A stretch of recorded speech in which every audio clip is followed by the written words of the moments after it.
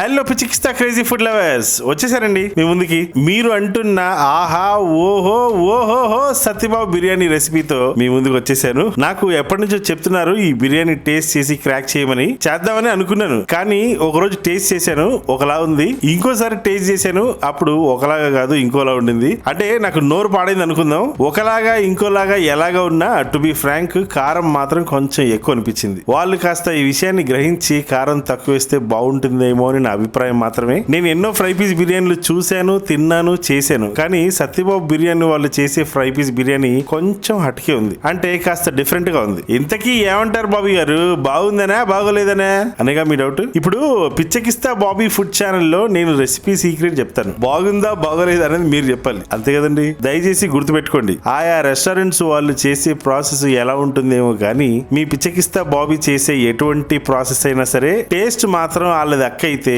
నాది సెల్ అనమాట. అది సంగతి. ఇంకా అస్సలు ఆలస్యం చేయకుండా చూసేయండి ఆ రెసిపీని చెప్తాను.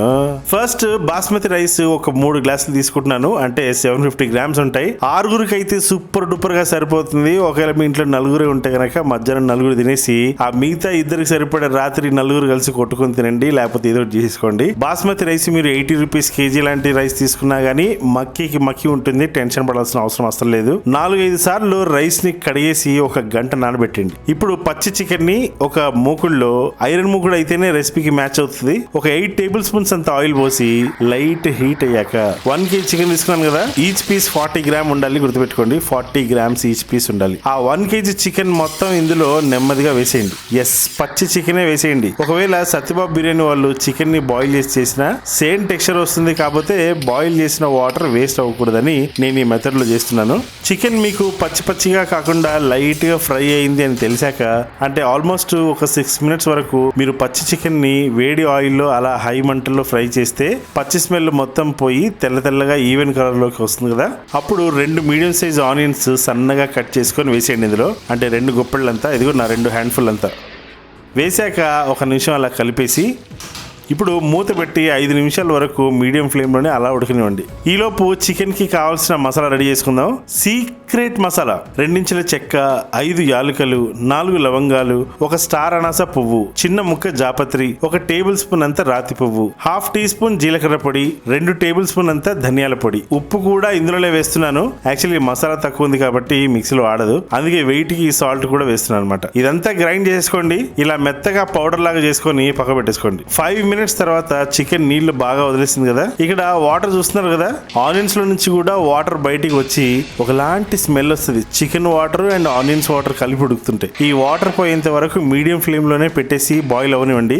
ఆ గ్రేవీలో కుత్త ఉడుకుతుంటే ఇంట్లో దీని అరమ వస్తుంది చూడండి.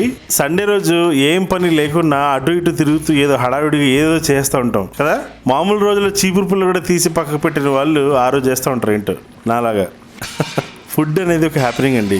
దాన్ని ప్రాపర్గా మనం ఎంజాయ్ చేస్తే, ఐ మీన్ టేస్టీ ఫుడ్, కారం ఫుడ్స్ అని కాకుండా ఏ ఫుడ్ అయినా కాస్త టేస్టీగా ఎంజాయ్ చేస్తూ తినాలి. విందు మందు పొందులేని లైఫ్ బోరే కదండి. కోటి విద్యలు ఈ 3టికేనట. చిన్న కరెక్షన్ చేశాను, ఏమనుకోకండి. దీంట్లో ఒక ½ టీ స్పూన్ అంత పసుపు వేసి మరొక 5 నిమిషాలు ఇలానే మీడియం ఫ్లేమ్లో ఉడకనివ్వండి మూత పెట్టేసి. గుర్తుపెట్టుకోండి, వాటర్ అస్సలు పోయొద్దు. పోసారంటే అది కర్రీ అవుతుంది. 5 మినిట్స్ తర్వాత చూడండి, అంటే టోటల్ ఇప్పుడు 13 మినిట్స్ అయింది. ఆయిల్ ప్లస్ కొన్ని వాటర్లో చికెన్ ఎప్పుడు 15 to 17 మినిట్స్లో ఫ్రై అయిపోతుంది. గుర్తుపెట్టుకోండి, అదే ఓన్లీ ఆయిల్లో అయితే మూత తీసేసి 15 మినిట్స్లో అయిపోతుంది. అదే మీరు ఓన్లీ వాటర్లో అయితే 22 మినిట్స్ పడుతుంది. ఇది యూనివర్సల్ టైం, అంటే మంటను బట్టి. దీంట్లో 2 టేబుల్ స్పూన్ అంత అల్లం వెల్లుల్లి పేస్ట్ వేసేయండి. వేసి ఇంకా ఫ్రై చేస్తూనే ఉండండి. ఒక 3 మినిట్స్ తర్వాత ఇలా వాటర్ దగ్గరకు అయ్యి ఇలాంటి సెమీ గ్రేవీ ఉన్నప్పుడు కారం వేసేయండి. నాకు తెలిసి వాళ్ళు కారం 6 స్పూన్ల వరకు వేస్తారు. నేనైతే ఓన్లీ 2.5 టేబుల్ స్పూన్స్ మాత్రమే వేస్తాను. సో కారం ఒకటి నేను చెప్పిన విధంగా వేసుకోండి. లేదంటే బాబీ గారు ఏంటండి మమ్మల్ని అవమానిస్తున్నారు, మాకు సత్యబాబు బిర్యానీ చికెన్లో ఉండే ఆ కారం యాజ్ డిస్ మాకు కావాలి అని సత్యబాబు బిర్యానీ ఫ్యాన్స్ ఎవరైనా ఉంటే కనుక మీకు ఇష్టమైనట్టు కారం వేసుకోవచ్చును. కాకపోతే అలా చేసుకొని మీరు తినేసి సేమ్ డే కామెంట్ చేయాలి, కానీ పొరపాటున నెక్స్ట్ డే మార్నింగ్ మాత్రం కామెంట్ చేయకండి దయచేసి. ఇందులో కలర్ మాత్రం నేను వేస్తున్నాను, ఎందుకంటే చెప్పాను కదా అక్కడ ఏది ఉంటే అదే చేస్తానని. కలర్ వేయకుండా ఎవరి చికెన్ కూడా ఎర్రగా రాదండి, ఎంత కాశ్మీర్ చిల్లీ వేసినా. ఇప్పుడు నా కర్రీస్ అన్ని ఎర్రగా ఉంటాయి కానీ రంగేసిన ఎరుపు కాదండి. ఆ ఎరుపుకి ఈ ఎరుపు ఆ ఎరుపుకి ఈ ఎరుపుకి ఆ ఎరుపుకి ఈ ఎరుపుకి తేడా ఉంటుంది బాబోయ్. ఈ జనాలు ఎరుపుని ఇంకేదోలా మార్చేశారు, నాకు అదే వచ్చి వచ్చింది ఏమిటో. ఏమిటో ఎర్రగా వచ్చిందా చికెన్, గ్రేవీ చూసారా దగ్గర పడింది, అదనమాట సంగతి. ఇప్పుడు దీంట్లో ఒక 4 రెమ్మలు కరివేపాకు వేసేయండి. వాళ్ళైతే వేయరు, నేను చూశాను, కానీ Rajahmundry style fry piece biryani అంటే చికెన్ లో కరివేపాకు లేకుండా ఊహించలేమండి బాబు. అందుకే ఈ ఒక్క మార్పు చేసుకోండి. లేదు మా కరివేపాకు అంటే ఇష్టం లేదు అన్నారు అనుకోండి, సారీ, అలా మీరు అనలేరు. ఎందుకో తెలుసండి, ఎందుకంటే సత్యబాబు బిర్యానీలో వాళ్ళు చికెన్ లో కరివేపాకు వేయరేమో కానీ రైస్ లో మాత్రం చక్కగా వేస్తారు. యాక్చువల్లీ రైస్ లో కరివేపాకు అస్సలు బాగోదు, రైస్ చేదు వచ్చేస్తుంది. అదే ఏ ఉల్లిగడ్డ పులిహోర లేదా లెమన్ పులిహోర అంటే అది వేరే విషయం అండి, కానీ ఇట్స్ ఓకే. నేను అక్కడ ఏముందో అది దింపాలి, అది నా పని. ఇప్పుడు ఇందులో నూరుకున్న మసాలా వేసేసి సరిగ్గా 3 నిమిషాలు ఫ్రై చేస్తే సరిపోతుంది. కొత్తిమీర వేసి దించేయటమే. చికెన్ని మీరు కంపేర్ చేసుకోవచ్చు, ఆ టెక్స్చర్ని అండ్ ఆ సెమీ గ్రేవీని. టేస్ట్ అయితే మీరు చేసుకున్నాకే తెలుస్తుంది అనుకోండి. ఇప్పుడు రైస్ చూసేద్దాం. ఫ్రై పీస్ బిర్యానీ అంటే చికెన్ని రైస్లో కలుపుతారేమో అనుకుంటారు, కానీ అదేమి ఉండదు. ఇలా సపరేట్గానే వండేస్తారు. అంటే తెలంగాణలో బగారన్నం కోడికూర లాగా. నేను ప్రెషర్ కుక్కర్లో చేస్తున్నాను రైస్ని. ఒక 6 టేబుల్ స్పూన్స్ అంత ఆయిల్ వేస్తున్నాను అండ్ ఒక స్పూన్ అంత గీ వేస్తున్నాను. సత్యబాబు బిర్యానీ దాంట్లో నాకు గీ వేసినట్టు అనిపించలేదు అసలు.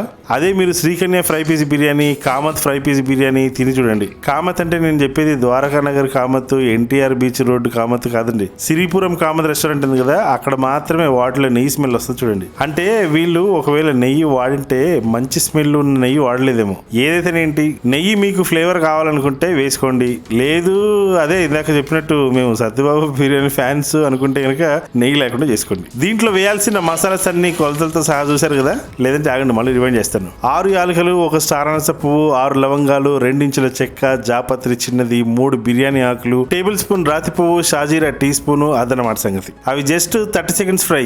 తర్వాత ఒక 6 నుంచి 7 పచ్చిమిరపకాయలు ఒకవైపు ఘాటు పెట్టుకొని వేసేయండి. పచ్చిమిరపకాయలు ఎక్కువసేపు వేగద్దు. తర్వాత వెంటనే వాళ్ళు వేసినట్టు కరివేపాకు, ఒక 10 జీడిపప్పు. నేను 20 వేసాను, ఎందుకంటే నేను బిజినెస్ చేయట్లేదు కదా, ఇంట్లోకి అయితే ఓకే. దీంట్లోనే వెంటనే కొత్తిమీర, పుదీనా వేసేయండి, 2 హ్యాండ్ఫుల్ అంతా. ఒకసారి అలా కలిపేసి ఒక హాఫ్ లెమన్ని పిండేయండి. Just 30 seconds fry అవ్వాలంతే.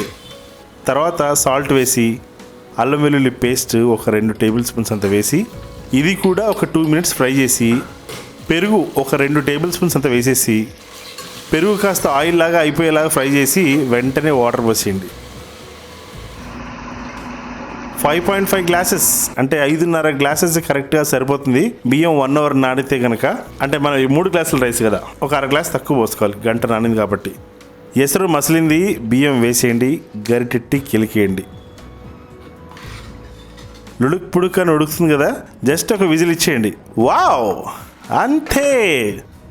విజిల్ అంతా అయిపోయాక మూత ఓపెన్ చేసి ఇలా నాలా చండాలంగా వెంటనే గరిటె పెట్టకండి, ఎందుకంటే రైస్ వేడి మీద చాలా వీక్గా ఉంటుంది పాపం. కొంచెం పొగలు తగ్గాకే గరిటె పెట్టాలి, గుర్తుపెట్టుకోండి. నేను మీకు పొగలు చూద్దామని అనుకున్నాను, కానీ ఏంటో కుదిరి సావలా. గైస్ ట్రస్ట్ మీ, ఇది వేడి వేడి సత్యబాబు పలావ్ రైస్ అనమాట. దీంతో పాటు సత్యబాబు కాజు బోన్లెస్ చికెన్ పకోడా కూడా చేశాను, అది వేరే వీడియోలో పెడతాను చూసేయండి.